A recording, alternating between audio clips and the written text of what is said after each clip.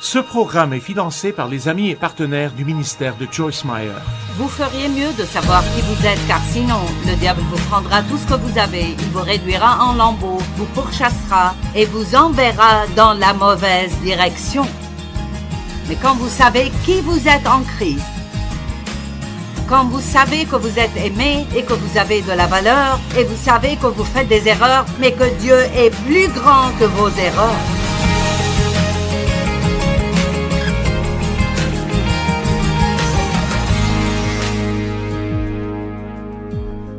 Quelle est votre attitude envers vous-même?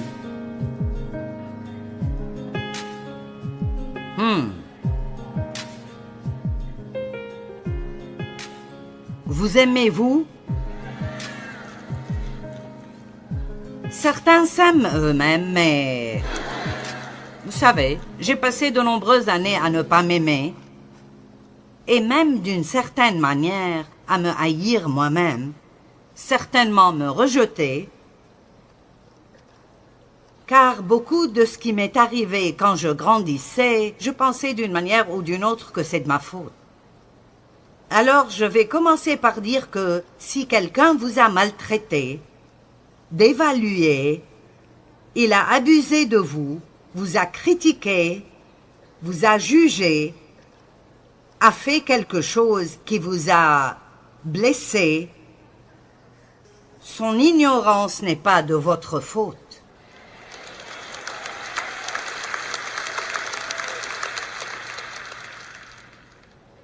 Ne les détestez pas, ne leur en voulez pas, car si vous faites cela, cela leur donnera du pouvoir sur votre vie.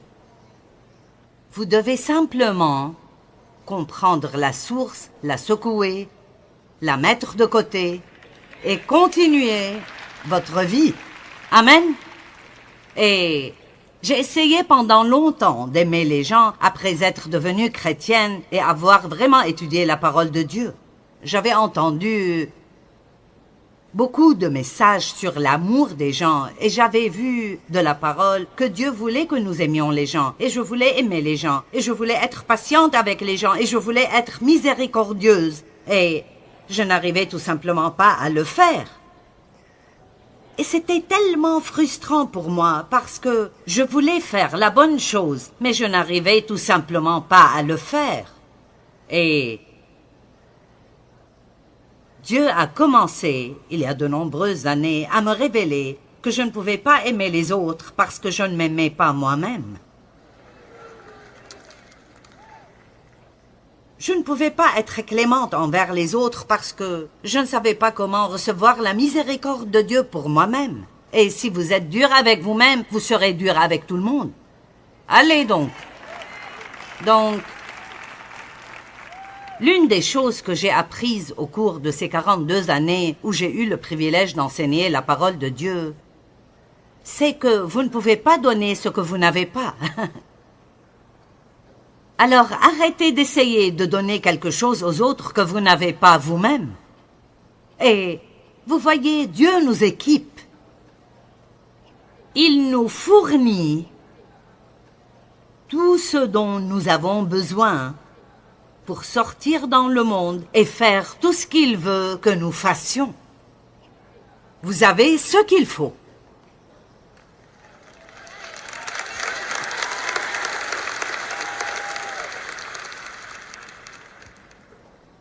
Mais si vous ne le savez pas, alors peu importe ce que vous avez, ça ne vous fera aucun bien. Et si ça ne vous fait aucun bien, alors ça ne pourra pas aller de vous pour faire du bien à quelqu'un d'autre.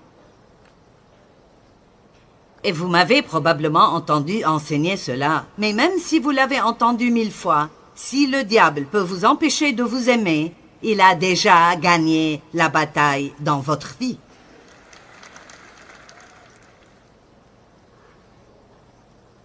Quelle est votre attitude envers vous-même? Quelle est votre relation avec vous-même? Que pensez-vous et que ressentez-vous envers vous-même? Combien de temps passez-vous à penser à tout ce qui ne va pas, à ce que vous ne pouvez pas et que vous ne faites pas, ce que vous n'avez pas fait et ce que vous auriez dû, par rapport à où vous êtes-vous délibérément mis à penser à quels sont vos dons et quels sont vos points forts. Nous pensons, eh bien, ce ne serait peut-être pas bon de me mettre à penser que je suis bien. Je ne parle pas de combien vous êtes bon vous-même, je parle de penser à ce que Dieu a fait pour vous, à ce qu'il a investi en vous et à ce qu'il vous a donné. Écoutez, il y a beaucoup de choses que je ne suis pas, mais j'ai arrêté de penser à toutes ces choses il y a longtemps et je pense parfois intentionnellement à ce en quoi je suis bonne. Je communique bien, je suis très fidèle, je suis très engagée, je suis très dévouée et je suis vraiment une travailleuse acharnée. Maintenant, je sais que je suis aussi impatiente. Parfois, je peux m'attendre à un peu plus que ce que les gens peuvent me donner et je peux continuer, mais je ne le veux pas. Parce que je ne vais pas donner le temps au diable de penser encore ou de parler encore de ce qui ne va pas en moi, parce que Dieu savait tout ce qui n'allait pas avec moi quand il m'a choisi. Et la même chose va pour vous. Vous vous souvenez du jeudi soir, j'ai parlé de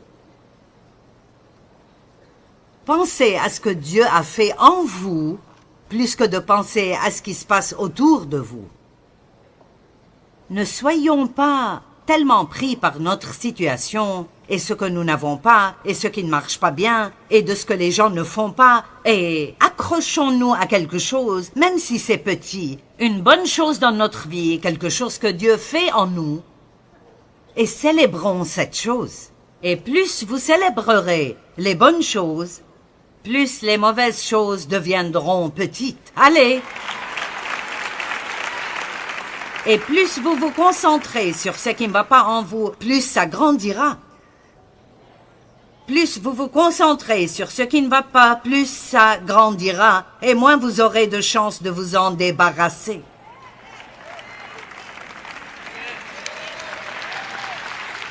On va dire ça à ce côté de la salle. Plus vous vous concentrez sur ce qui ne va pas en vous, plus vous aurez du mal à vous en débarrasser et plus ça va grandir dans votre vie. Si vous continuez simplement à vous concentrer sur ces problèmes, vous verrez à quel point vous serez pire l'année prochaine que vous ne l'êtes maintenant. Mais si vous vous concentrez sur quelque chose, je fais bien cela, je suis forte ici. Peu importe ce que c'est, je veux vous mettre au défi de l'écrire sur un bout de papier.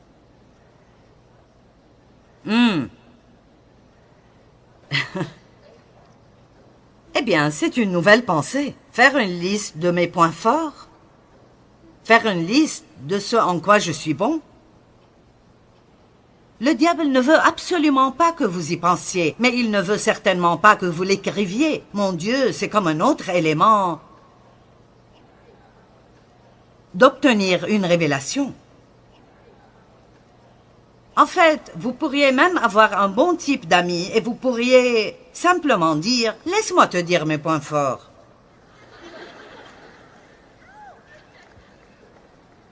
Je l'ai fait ici devant vous. Allez!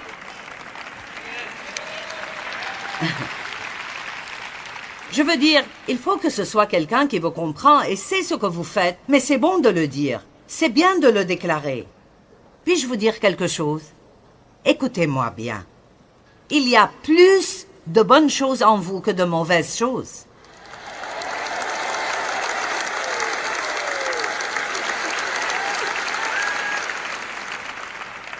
Il y a plus de bonnes choses en vous que de mauvaises. Le problème est que vous ne vous concentrez pas sur vos points forts. Et certains d'entre vous les ont peut-être totalement perdus de vue. Vous savez, je ne cuisine pas bien. Je cuisinais il y a des années, je cuisinais et je préparais de grands repas pour ma famille tous les jours. Mais je ne fais pas bien cela maintenant. Je ne l'ai pas fait depuis longtemps, je ne veux pas le faire. Je m'en fiche. Je n'en ai pas besoin. Et je ne le ferai pas.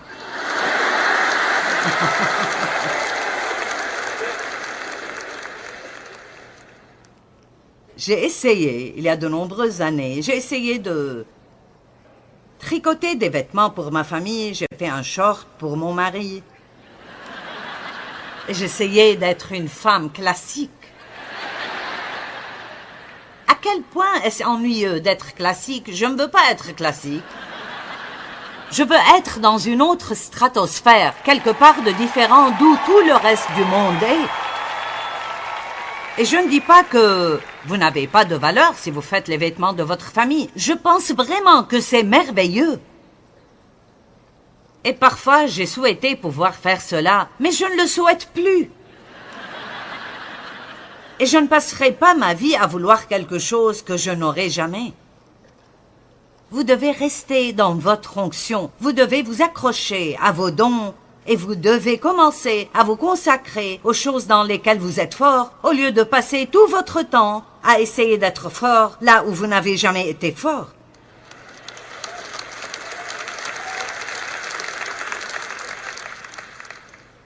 Vous savez, si vous avez besoin de relations d'aide, je ne serai pas la meilleure personne à qui parler. Oui, je le fais assez bien d'ici, mais je ne serai pas idéal. Vous savez pourquoi? Parce que je peux vous dire en 2 secondes quel est votre problème. Et on ne va pas chercher d'excuses, on ne va pas jouer le jeu. Voici le problème, c'est ce que vous devez faire. Rentrez chez vous, faites-le, sinon ne revenez pas. Ça ne sert à rien. Donc, je ne fais pas ça. Je ne fais pas ça. Je ne fais absolument pas de mariage. Je ne fais pas de mariage. J'ai fait environ 3 mariages et le premier que j'ai fait, et c'est la vérité absolue, le premier que j'ai fait, j'ai prêché si longtemps que le témoin s'est évanoui. Il est tombé à travers le mur, celui qui séparait la plateforme et la place de louange, c'était comme un petit mur. Il est tombé à travers le mur parce que si vous mettez un micro devant moi et vous me placez là, je ne sais pas faire un peu de quoi que ce soit.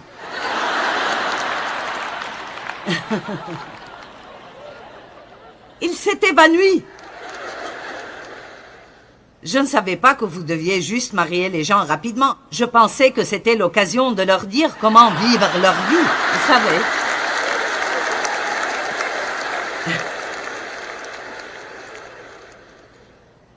Il faudrait que j'étudie plus pour faire un mariage que pour prêcher. Ce n'est pas quelque chose que je ferais bien. Mais il y a des choses que je fais bien. Et dans ces cas-là, vous appréciez ça. Alors, pourquoi n'arrêtez-vous pas d'essayer de répondre aux attentes de tous les autres, de ce qu'ils pensent que vous devriez faire, et qui finissent par vous donner à faire un tas de choses que vous n'aimez pas, alors que vous laissez de côté toutes les choses que vous aimez? Je me suis tellement amusée. Je pensais juste que c'était hilarant. Je ne sais pas si vous penserez que c'est aussi drôle que moi. Mais je reçois ces traitements cryogéniques. Quelqu'un sait ce que c'est? C'est comme... C'est cette chose où vous entrez et la température descend à moins 132 degrés Fahrenheit. Et vous y restez pendant 3 minutes. Cela élimine les inflammations et augmente votre métabolisme. Vous brûlez des calories, ça vous donne de l'énergie. C'est comme... Ça m'a vraiment aidé à me remettre de mon problème de dos. En fait, j'ai manipulé Chris Kane à venir avec moi la semaine dernière. Elle a dit, je ne ferai certainement pas ça. J'ai dit, écoute, j'ai 74 ans. Et tu as 51 ans. Si je peux le faire et tu ne peux pas, je te harcèlerai avec. Eh bien, elle aime les défis, alors elle l'a fait, mais... J'aurais aimé mettre cela sur l'écran. Je ne l'ai pas, mais c'était vraiment hilarant. Elle a littéralement sauté tout le temps où elle était là. Vous n'y restez que 3 minutes, mais c'est vraiment, vraiment froid. Et donc, je vous le dis juste pour dire ça. L'une des filles qui fait le traitement, il y a une machine qu'elle doit faire fonctionner. Elles doivent la surveiller. Et ils essayent de faire la conversation avec vous pour que vous ne pensiez pas à ce que vous faites. Et alors elle me dit, « Oh, cette semaine, vous prêchez, n'est-ce pas? »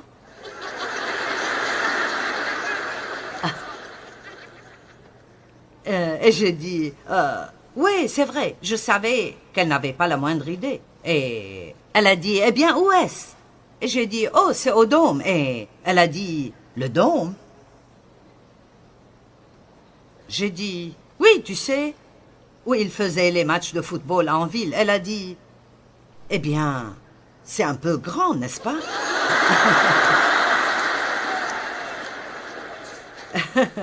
J'ai dit, oui, il y a près de 25 000 femmes qui viennent. Et elle a dit, vraiment?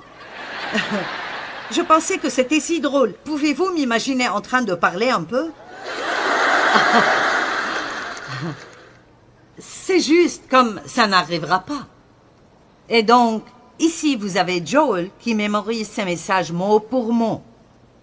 Il peut prêcher le même message 3 fois. Vous pouvez les imprimer, vous pouvez les comparer, et ce serait mot pour mot pour mot. Et moi, ce serait bien si je me rappelle où se trouve mon téléphone ces jours-ci. Je n'ai pas à être comme lui, il n'a pas à être comme moi. Vous n'avez pas besoin d'être comme quelqu'un d'autre. Allez, j'ai dit, vous n'avez pas besoin d'être comme quelqu'un d'autre. Vous pouvez être comme vous. Et dans le peu de temps qui nous reste, je veux vous aider à avoir une meilleure attitude envers vous-même pour que vous sortiez d'ici avec un peu de confiance. Parce que je veux vous dire, une femme confiante et remplie de Dieu est dangereuse et imparable. Je veux dire, vous l'êtes vraiment. Vous l'êtes vraiment absolument. Les femmes sont phénoménales. J'ai ces livrets avec reliure. Elles commencent à se défaire et je viens de remarquer que l'une d'elles est détachée maintenant. Et hier, une était détachée et je l'ai donnée à l'un des gars avec moi qui peut réparer à peu près n'importe quoi. Je pensais bien que ce ne serait rien pour lui. Et donc, un peu plus tard, il en avait sorti 2 et sortait la 3e et ça ne marchait pas, il l'a déchirée. Donc, Matt est venu et il essayait de l'aider. Et voici ces 2 hommes adultes qui sont supposés avoir des capacités mécaniques qui n'ont pas pu réparer cette petite chose. J'ai appelé Penny, mon assistante administrative. Elle l'a réparée en moins d'1 minute.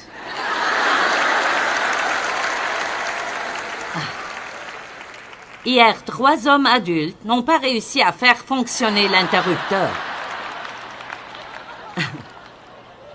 Il a fallu une armée d'hommes pour allumer un interrupteur.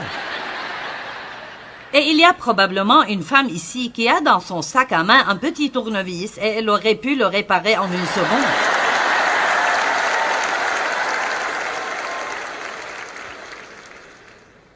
Alors, arrêtez de laisser les gens vous dénigrer parce que je vais vous dire ce que vous n'êtes pas. Vous n'êtes pas qu'une femme. Vous êtes une femme!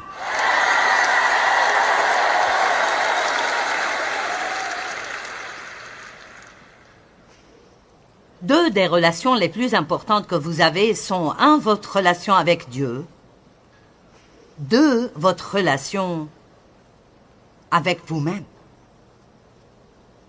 Si votre relation avec Dieu est juste et votre relation avec vous-même est correcte, vous n'aurez aucun problème avec quiconque. Cela ne signifie pas que les gens ne vous défieront pas parfois ou ne seront pas peut-être difficiles à gérer. Mais n'essayez pas de vous entendre avec tous les autres si vous ne pouvez pas vous entendre avec vous-même. Et beaucoup de gens ne s'aiment pas. Ils ne savent même pas que c'est la racine de leurs problèmes. Je n'avais pas réalisé que c'était la raison pour laquelle je ne pouvais vraiment aimer personne. Je ne m'aimais pas moi-même et je ne parle pas d'être amoureux de vous-même. Je parle de vous aimer d'une manière équilibrée. Votre attitude envers vous-même affecte votre relation avec tout le monde. Et bien que la parole de Dieu nous enseigne de ne pas nous accorder plus d'importance qu'il ne le faut, et il ne nous est jamais enseigné d'avoir une opinion dégradante de nous-mêmes. En fait, je pense que c'est impie de faire cela. Nous devrions apprendre à nous voir en Christ, à nous voir comme notre Père Céleste nous voit en Christ. Si nous restons enracinés en Christ, Jean 15 dit, « Si vous demeurez en moi et ma parole demeure en vous, vous porterez beaucoup de fruits. » Vous savez pourquoi? Si vous restez en Christ, si vous demeurez en lui, ce que la racine a, et Jésus est appelé la racine, montera dans la vigne et dans les branches. Vous deviendrez de plus en plus comme Jésus, plus vous vous concentrerez sur ce qu'il a fait en vous que ce qui ne va pas en vous. Qui êtes-vous? Si vous ne savez pas qui vous êtes, le diable sait que vous ne savez pas qui vous êtes. Et si vous ne savez pas qui vous êtes, il vous écrasera parce que, même si vous pouvez lire à propos de votre autorité sur lui, et vous pouvez chanter « Eh diable » jusqu'à ce que vous n'ayez plus de voix, mais le diable va juste se moquer de vous. Vous devez savoir qui vous êtes. Vous devez savoir « Je suis la fille de Dieu, il m'aime. Il a envoyé son fils mourir pour moi. Je suis unique et je suis spéciale, je suis puissante et je peux faire quelque chose que personne d'autre ne peut faire. Et je ne laisserai pas les gens me rabaisser et me dévaluer et me mépriser davantage. »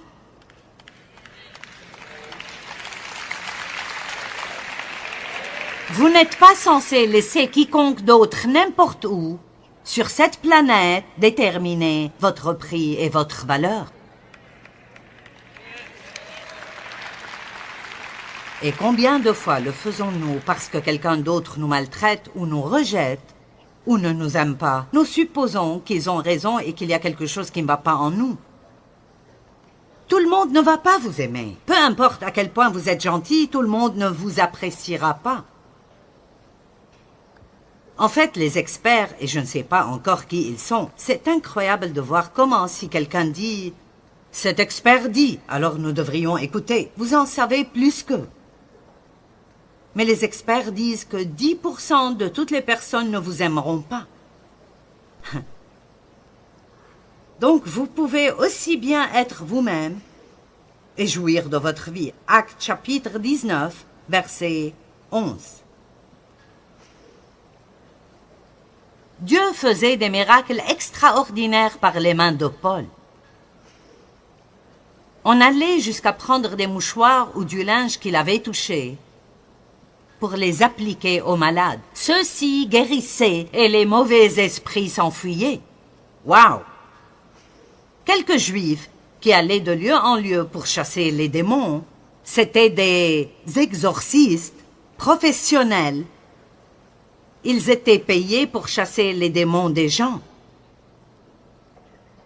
Ils voulurent invoquer le nom du Seigneur Jésus sur ceux qui étaient sous l'emprise d'esprits mauvais. Ils disaient « Je vous ordonne de sortir par le nom de ce Jésus que Paul annonce. » Maintenant, voici le point. Ils ne connaissaient pas Jésus. Et le diable savait qu'ils ne connaissaient pas Jésus. Et il disait, nous vous ordonnons de sortir au nom de Jésus que Paul prêche.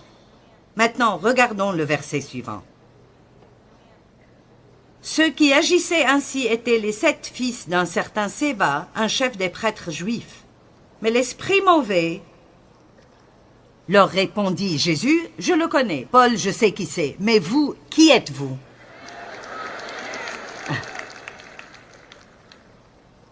Laissez-moi vous dire. Le diable nous le dit. Qui penses-tu être? Combien de fois dans ma vie pensez-vous que j'ai entendu cela? Surtout au début quand j'essayais de lancer ce ministère. Qui penses-tu être? Tu n'es personne de nulle part. Tu n'as pas assez d'éducation, tu n'as pas les diplômes appropriés, tu n'es pas théologienne. Qui es-tu et qui va t'écouter? Eh bien, écoutez, quand Dieu met le doigt sur vous, quand Dieu met la main sur votre vie, peu importe ce que vous savez ou qui vous connaissez ou ce que vous ne savez pas ou qui vous ne connaissez pas, c'est l'onction de Dieu qui fait toute la différence dans le monde.